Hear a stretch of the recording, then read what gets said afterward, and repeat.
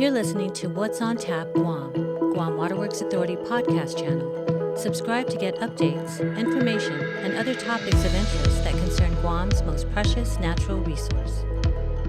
Good evening. This is Miguel Bordallo of the Guam Waterworks Authority with an overdue update on Typhoon Mawar recovery for Friday, June 16th. As of 8 p.m. today, GWA is well beyond our stated goal of 90 operational wells and has 96 wells pumping away, producing 33.8 million gallons a day of water for our northern and central systems. That's 99% of pre-typhoon production levels, allowing us to make incremental gains in reservoir levels throughout our distribution network. While a lot has happened over the last few days, production crews continue to work on pump and motor replacements, knocking that number down to just 12 wells. In addition, our southern water system continues to operate to meet customer demand from Ipan to Umatac.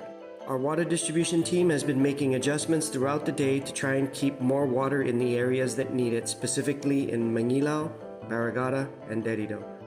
Teams were also deployed to respond to no water complaints, locating and repairing damaged service laterals, causing pocket outages in Asan and other areas throughout the island.